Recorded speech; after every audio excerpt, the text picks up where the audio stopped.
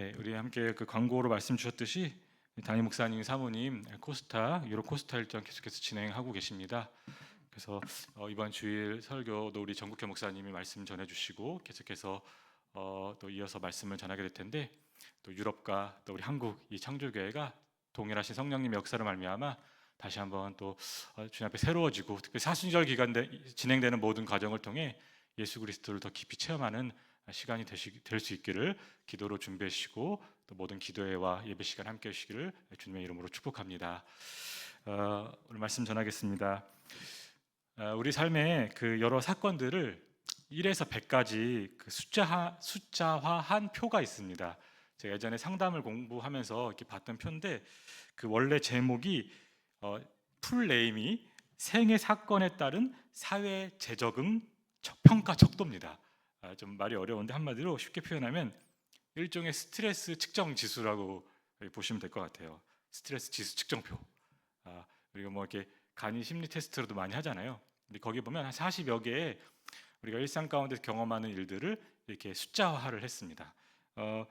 근데 이 측정표가 우리에게 주는 통찰이 몇 가지가 있는데, 우리 삶에서 일어나는 사건과 그 변화 중에서 좋은 일이라 할지라도 우리에게 스트레스를 준다는 겁니다. 가령 거기에 항목 중에는 13점의 스트레스, 그러니까 1에서 100 중에 13점의 스트레스를 주는 게 있는데 바로 휴가입니다. 휴가가 참 좋기도 하지만 휴가 계획을 세우고, 특별히 어떤 특히 가장으로서 휴가를 잘 보내려면, 또 갔다 와서 좋은 소리를 들으려면 잘 준비를 해야 되잖아요. 그러니까 스트레스가 되는 거예요. 또 입학과 졸업, 입학 시즌인데 입학도 그 스트레스 지수가 29점이에요. 26점이에요. 좀 만만치 않죠. 그러니까 지금 제가 우리 정국현 목사님 존경하는 마음으로 바라보는 것은, 저는 이제 주한이 1살인데 하진이가 벌써 커서 초 2학년이 됐으니 까마득합니다 지금. 하여튼 하나하나가 존경스러워요. 근데 이게 1960년대 나왔던 그 평가표인데, 미국에서 만들어지다 보니까 이런 항목도 있어요. 교회 활동의 변화도 스트레스래요. 우리 뭐 차장하다가 부장하거나 뭐 어떤 임직을 하면 그 스트레스 점수가 19점. 좋은 일인데 19점이네. 네, 그다음에 한 가지는 더 들려드리면, 뛰어난 개인적 성취, 정말 인생의 가운데 좋은 일이잖아요. 어떤 성취를 이뤄도 그 스트레스 지수가 만만치 않은데 38점이랍니다. 그러니까 사실 이렇게 따지고 나면 사람이 살면서 경험하는 모든 변화가 스트레스인 거예요. 그죠? 아이고, 좋은 일도 나쁜 일도 다 스트레스인 거죠. 그래서 이제 이게 조금 더 심각하게 얘기하면, 이렇게 더해서 만약에 예를 들어서 300점 이상이 된다.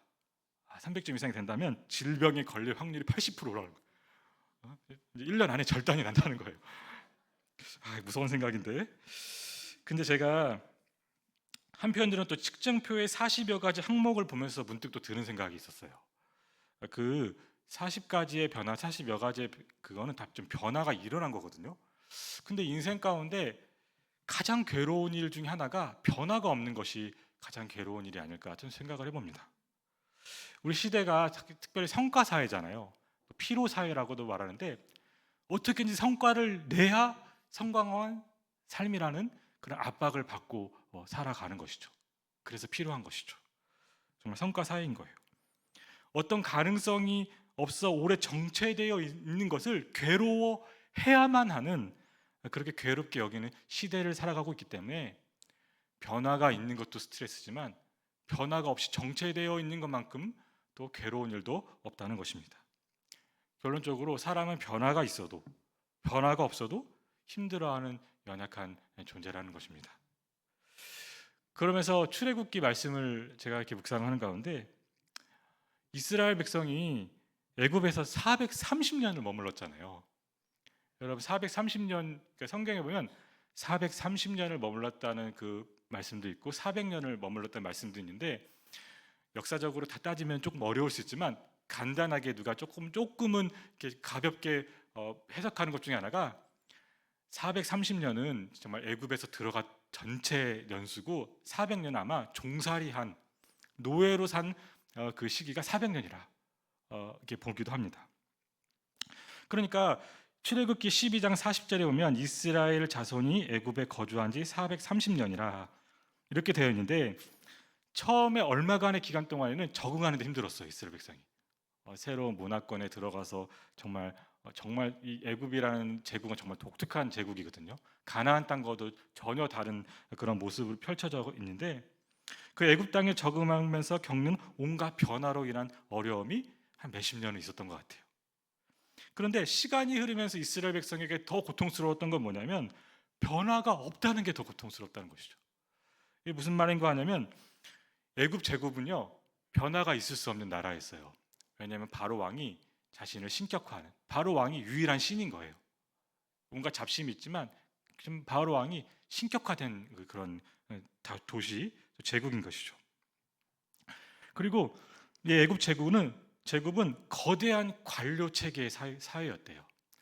요즘에 우리가 지금 뉴스 보면서 굉장히 분개하는 그 어떤 일련의 사건들이 있잖아요. 이제 이거는 정치적인 얘기를 떠나서 여야 상관없이, 좌와 우와 상관없이 분노하는 문제라, 그 선관위에서 이렇게 아빠의 그 아빠 찬스를 통해 계속 그 물려가는 거에 좀 굉장히 힘듦을 느끼잖아요, 우리가 보면서. 근데 애굽은 그냥 그런 사회였어요. 모든 계급과 신분이 상속되는 것. 그러니까 애굽에서는 많은 직책과 업무가 대대로 상속되었기 때문에 변화의 여지가 없는 그러한 나라 사회였던 것이죠. 바로는 자신의 권력과 체계를 유지하기 위해 수많은 노예를 동원했고, 이스라엘 백성은 긴 시간 노예 상태에서 벗어날 수 없는, 변화가 허락되지 않는 그 세월을 400년 가까이 이스라엘 백성이 살았다는 것입니다. 그것이 너무나 괴로웠던 거예요. 그래서 출애굽기 2장 23절에 보면 이렇게 말씀이 기록되어 있습니다. 여러 해 후에 애굽 왕은 죽었고 이스라엘 자손은 고된 노동으로 말미암아 탄식하며 부르짖으니 그 고된 노동으로 말미암아 부르짖는 소리가 하나님께 상달된지라.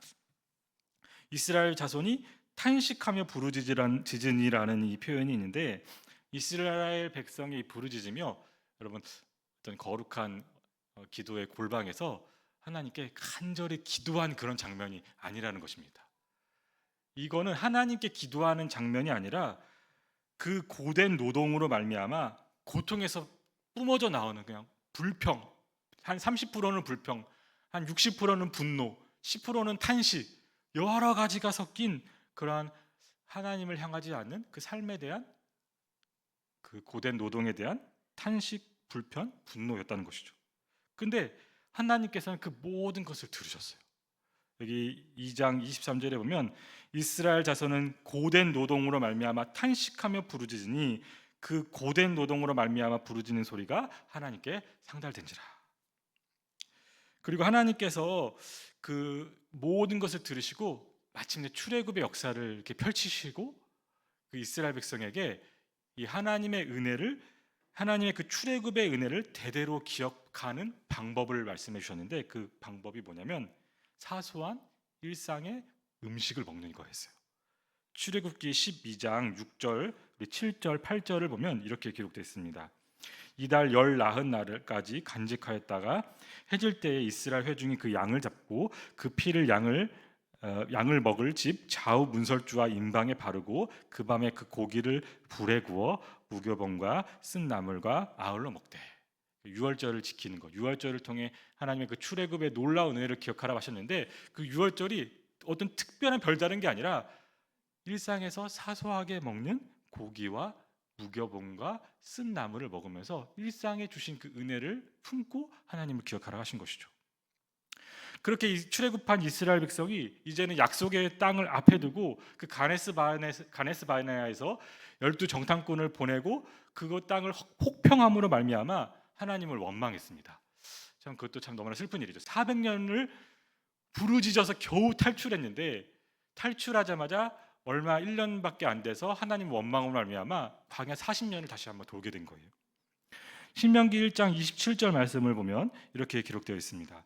장막 중에서 원망하여 이르되 여호와께서 우리를 미워하심으로 아모리 족속의 손에 넘겨 멸하시려고 우리를 애굽 땅에서 인도하여 내셨도다. 여러분, 근데 이번에도 하나님께서 다 들으셨어요. 이스라엘의 탄식, 고된 노동으로 말미암아 불평에 가까운 탄식도 너무나 안쓰럽게 들으셨지만 약속의 땅을 바로 앞두고 하나님이 약속하신 것이 있음에도 불구하고 장막 중에서 원망하는 그 원망의 소리도 하나님께서 다 들으셨다는 거예요. 신명기 1장 34절 35절에 이렇게 말씀합니다. 여호와께서 너희의 말소리를 들으시고 노하사 맹세하여 이르시되 이 악한 세대 사람들 중에는 내가 그들의 조상에게 주기로 맹세한 좋은 땅을 볼 자가 하나도 없으리라. 그리고 신명기는 이로부터 40년이 또 다시 흐르고 400년이 흐르고 40년이 흐르고 긴 광야에서 또 도는 시간을 마치고 모세가 그 모압 평지에서 소위 말하는 출애굽 2세대, 출애굽 1세대는 다 죽었고 출애굽 2세대에게 전한 말씀이 신명기 말씀입니다. 신명기 말씀을 한 성경학자가 좀 재밌게 또는 딱 기억에 남게 세 부분으로 요약을 해줬어요. 신명기 말씀은 세 부분이 있는데 하나님의 은혜를 기억함, 하나님의 은혜를 설명함, 하나님의 은혜를 신뢰함. 이렇게 보면 이게 하나님의 은혜를 기억하는 이야기를 하고 하나님의 은혜를 설명하는 이야기를 모세가 길게 하고 마지막엔 하나님의 은혜를 신뢰해라, 그런 말씀을 전하는 것이죠. 근데 그 신명기 말씀 가운데 오늘 본문 8장 1절 우리 2절 말씀 같이 다시 한번 읽겠습니다. 내가 오늘 명하는 모든 명령을 너희는 지켜 행하라. 그리하면 너희가 살고 너희 조상들에게 들어가서 그것을 차지하리라. 내 하나님 여호와께서 이 40년 동안에 내게 광야길을 걷게 하신 것을 기억하라. 이는 너를 낮추시며 너를 시험하사 내 마음이 어떠한지 그 명령을 지키는지 지키지 않는지 알려 하심이라. 제가 오늘 말씀을 이렇게 묵상하는 가운데도 말씀을 준비하는 가운데 참 잘 아는 말씀 같은데 특별히 2절에 너를 시험하사라는 그 말씀이 좀 마음에 걸리더라고요. 왜냐하면 말씀을 다시 한번 자세히 보시면 하나님께서 이스라엘의 자손의 마음이 어떠하신지를 2절에 나와 있죠. 마음이 어떠한지를 시험하시려고 40년 광야를 살게 하셨다는 거예요. 여러분 이게 좀 걸림으로 다가오지 않으십니까? 성경은요 하나님께서 사람의 마음을 아신다고 말씀하세요. 그래서 하나님께서는요 시험을 해볼 필요도 없이 사람의 마음을 알고 계세요. 지금 말씀을 전하는 저의 마음이나 말씀을 듣고 남께 나누고 있는 여러분의 마음을 심지어 아까 들으셨잖아요. 하나님을 향한 기도를 드리지 않고 불평을 했는데도 그 불평의 모든 것을 아시고 이스라엘 백성을 구원하셨던 것처럼 그 마음을 아신단 말이에요. 그래서 역대상 28장 9절에 보면 다윗의 놀라운 고백이 있는데 이렇게 솔로몬에게 이야기를 합니다. 역대상 28장 9절 내 아들 솔로몬아 너는 내 아버지 하나님을 알고 온전한 마음과 기쁜 뜻으로 섬길지어다. 여호와께서는 모든 마음을 감찰하사 모든 의도를 아시나니 내가 만일 그를 찾으면 만날 것이요 만일 내가 그를 버리면 그가 너를 영원히 버리시리라. 아멘. 여러분 이 말씀 나올 때 아멘 하셔야 되는데 마음 가운데 좀 뭔가 이거 안 되시 이러면 안 되는데 하면 안 되세요. 하나님께서 뭐라고 말씀하세요? 여호와께서는 모든 마음을 관찰하사 모든 의도를 아신대요. 그러면 왜 40년 동안 시험을 하신 거지? 왜 40년을 뺑뺑이 돌리신 거지?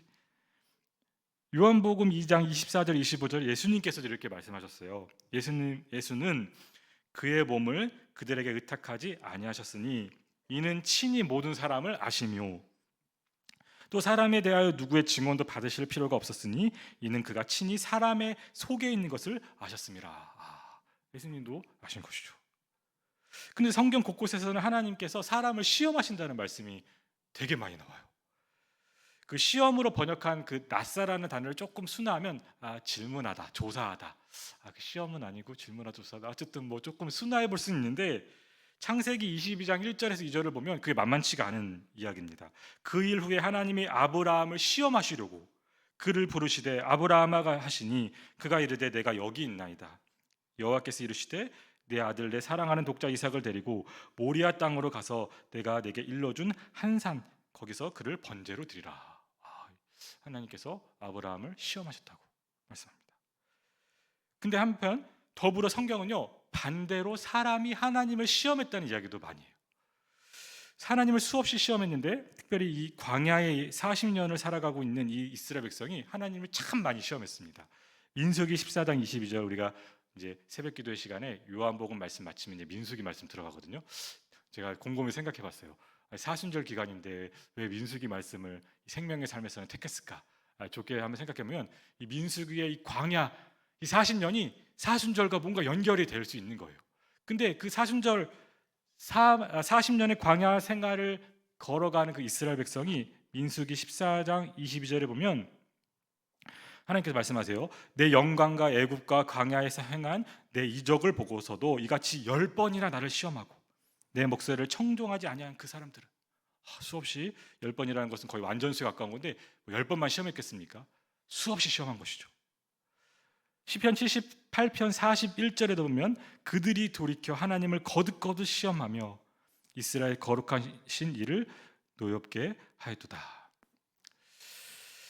우리가 왜 하나님께서 시험하시고 왜 하나님께서 이 특별히 40년이나 기간 동안 하나님께서 이스라엘 백성의 마음을 아시려고 이미 마음을 아시는 하나님께서 시험을 하셨는지 이 모든 것을 다 이해할 수 없지만 분명한 한 가지는 있어요. 이 시험의 기간 동안에 우리 가운데 무언가가 일어난다는 거예요. 무언가가 이루어진다는 것입니다. 하나님께서 이스라엘 자손을 시험하신 광야 40년은 분명히 무언가를 낳는 시간이었습니다. 신약의 야고보서가 이를 잘 표현했는데요. 여러분 낙호가 참 많이 나오는 그 성경 중에 하나가 야고보서예요. 한번 야고보서 1장 14절 15절 말씀 혹시 성경 있으시면 이거 말씀 좀 찾아보시면 좋겠습니다. 너무 잘 아시는 말씀인데 야고보서 1장 14절에서 15절 말씀 신약성경 371쪽 야고보서 1장 14절에 15절 말씀 같이 우리 한 목소리로 읽겠습니다. 오직 각 사람이 시험을 받는 것은 자기 욕심에 끌려 미혹됨이니 욕심이 잉태한즉 죄를 낳고 죄가 장성한즉 사망을 낳느니라. 아멘. 광야 40년 기간 동안에요. 뭘 낳긴 낳아요. 근데 여기서는 만약에 그런 하나님의 시험의 기간 동안에 뭘 낳는다고 말씀하고 계시죠?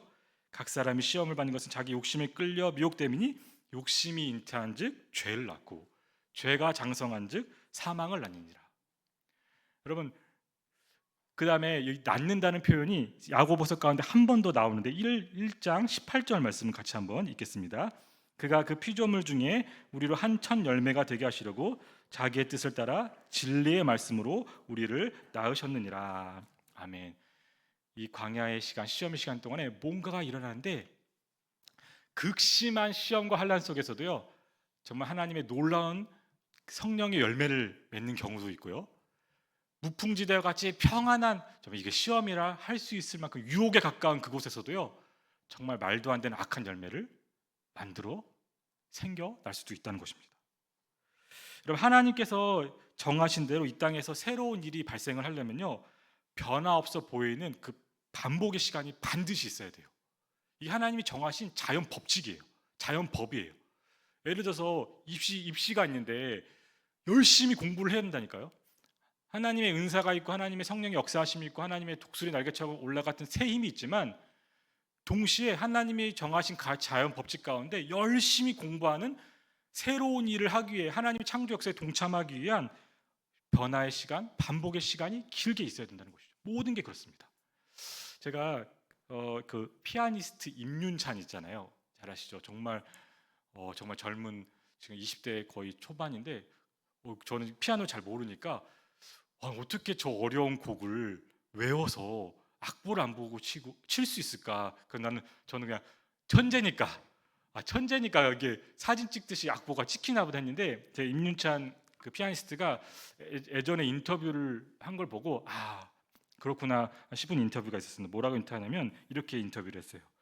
왜냐하면 제가 사실은 지난 3년 동안 집안에서 매일 6시간, 7시간 연습하면서 굉장한 시행착오가 있었고 굉장히 우울감과 자괴감도 들었을 때가 있었고 3년이라는 시간은 굉장히 긴 시간이거든요. 그러니까 그 콩쿠르를 나가기 위해 한 게 그냥 천재적인 재능에서 갑자기 된 게 아니라 3년 동안 6시간, 7시간 집 밖을 못 나가면서 내가 진짜 피아노 소위 말하는 그만두고 싶다는 마음이 들 정도로 괴롭게 고생하면서 그 일을 했다는 거예요. 우리 사랑하는 최은기 연습지사님도 이 클라리넷 저는 아마 이제 확실한 건 평생에 저는 못할 거예요.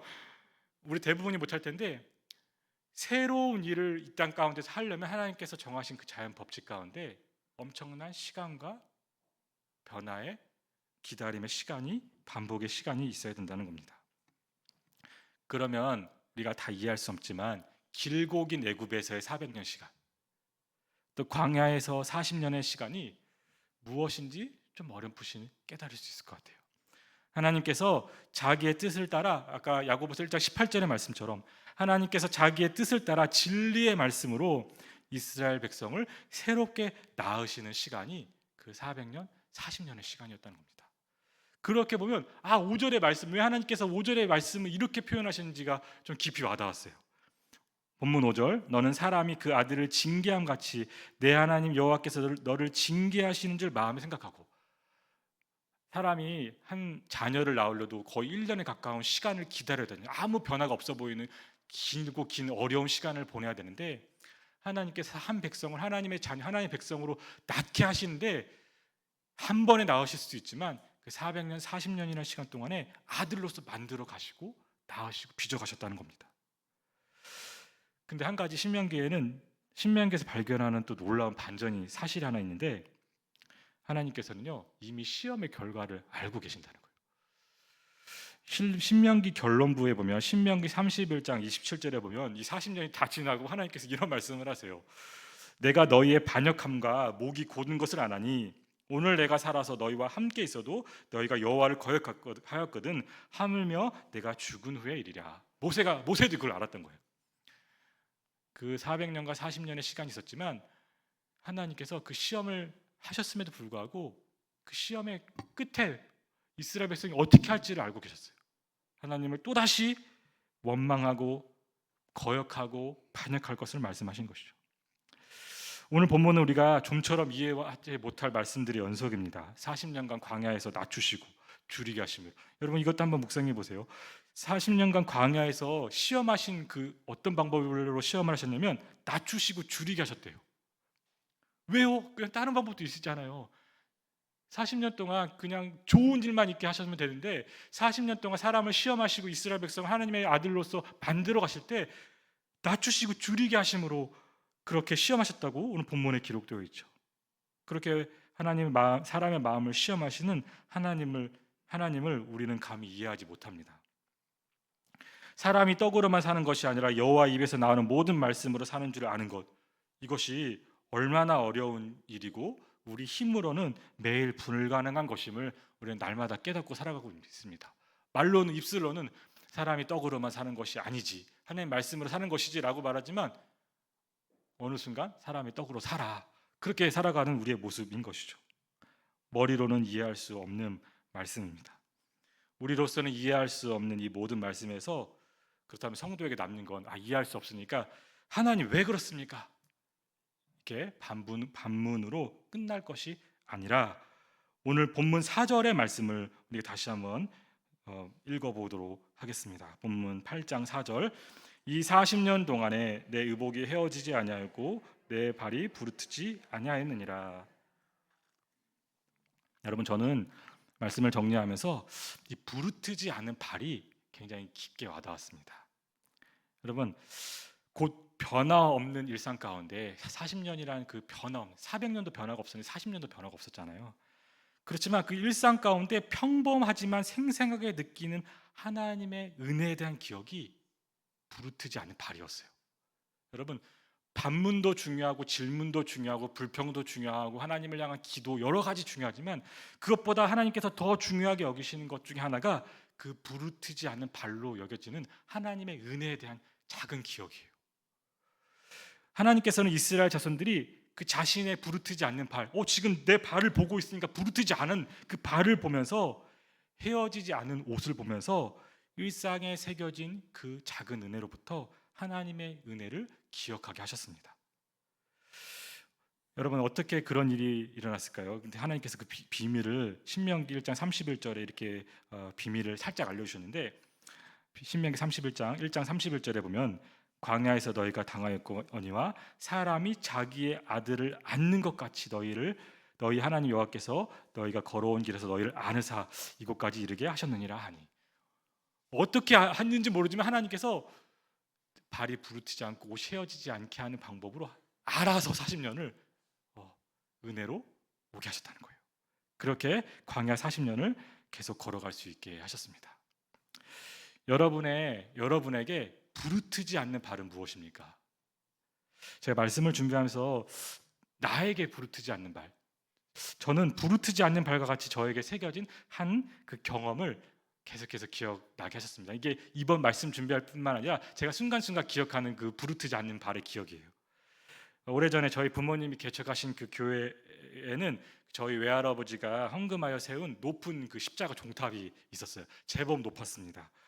그 당시에 그 주위가 낮은 산으로 이렇게 둘러싸인 전원교회이기 때문에 멀리서도 그 교회를 알리고자 이렇게 헌금으로 그 두꺼운 그 뭐랄까 뭐 이렇게 두꺼운 어쨌든 쇠로 이렇게 철제로 이렇게 높이 쌓은 종탑이에요. 오늘날에는 요즘에 잘 보지 못하는 스타일의 종탑인 것 같아요. 근데 20여 년 전 어느 늦은 봄날로 제가 기억하는데 그 지역에 느닷없는 태풍 같은 돌풍이 이렇게 불었습니다. 그리고 예상하실 수 있듯이 돌풍으로 그 십자가 종탑이 이게 넘어졌어요. 여러분, 근데 동서남북으로 따졌을 때 만약에 그 십자가 종탑이 동쪽으로 넘어졌다면 동네 주민들이 주차해 놓은 차에 떨어졌을 거예요. 그러면 그것도 엄청난 큰일이잖아요. 만약에 남쪽으로 넘어졌다면 그 뒤쪽에 조금 떨어져 있지만 빌라를 짓고 있었던 것 같아요. 제 기억으로 지어졌던가 짓고 있었던가 그 넘어졌으면 그것도 엄청난 또 큰일입니다. 만약에 북쪽으로 넘어졌으면 생각하고 싶지도 않은데 북쪽으로 넘어졌으면 교회를 덮쳐서 교회가 큰일이 났을 거예요. 근데 십자가 종탑이 서쪽으로 유휴지나 다름없는 고구마 밭으로 이렇게 넘어졌어요. 제가 다시 한번 찾아봤거든요. 고구마가 언제 심냐 찾아봤더니 고구마를 5월에 심는데요. 제가 정확한지 모르지만 4월쯤에 넘어졌던 것 같아요. 그래서 아마 그 밭 주인이 크게 뭐라 안 하고 그 다음에 to be continued 또 다른 이야기 있는데 제 다음 그 은혜를 나누기로 하고. 근데 여러분, 하나님이 함께 계신다면 종탑이 처음부터 넘어지지 않았어야 되는 거 아니에요? 근데 그런 반문 따위가 통하지 않는다는 거예요. 그 반문 따위가 생길 여지가 없이 하나님 정말 감사합니다. 아무도 알지 못하는 한 교회의 일이었지만 저에게는 하나님의 놀라운 보호하심에 대한 생생한 기억이라는 거예요. 이게 말씀을 전하다 울면 안 되는데 그 정도로 저에게 부르트지 않는 발의 생생한 기억이라는 겁니다. 지금도. 여러분, 여러분에게 다시 한번 묻습니다. 여러분에게 부르트지 않는 발은 무엇입니까? 한 작은 교회의 그 일이 저에게 아마 평생에도 그 다음 이야기 읽고 들려드리고 싶은데 평생의 스티그마처럼 저에게 남는 기억으로 남아있듯이 변화가 없이 이어지는 그 같은 40년 광야 시간 가운데 그 부르트지 않는 발과 같은 기억으로 또 실제로 새겨진 살아있는 은혜의 경험은 무엇입니까? 나는 그런 게 없는데 여러분 다 있습니다. 왜냐면요, 우리에게는 그러한 부르트지 않는 발과 같은 분이 계시잖아요. 하나님의 아들 예수님. 여러분, 예수님의 일생을 조금 생각해 보시면 말이 안 돼요. 언젠가 또 말씀 가운데 나올 수 있겠지만 예수님이 예루살렘의 예수님이 아니에요. 베들레헴의 예수님이 아니에요. 나사렛의 예수님이에요.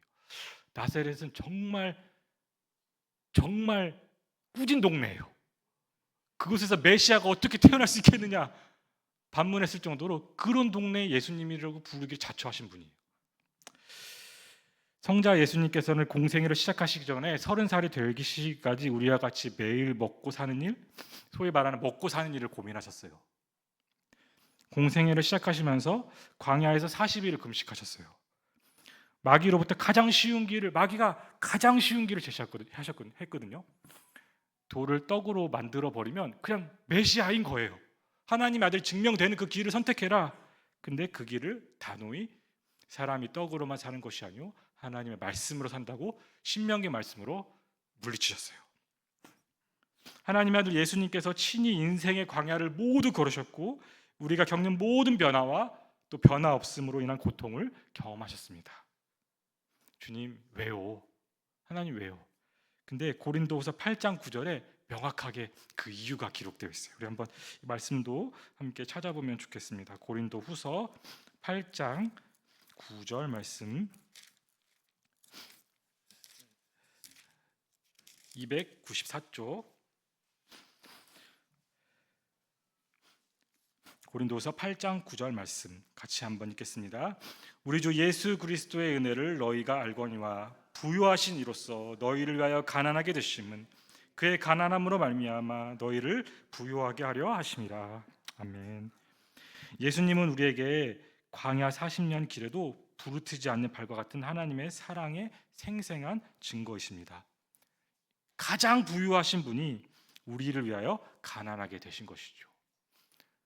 40년의 그 모든 광야 생활을 친히 경험하셨고 정말 부르트지 않는 발과 같은 살아있는 하나님의 아들로서 우리는 하나님 모든 넘치는 은혜를 예수님에게서 발견합니다.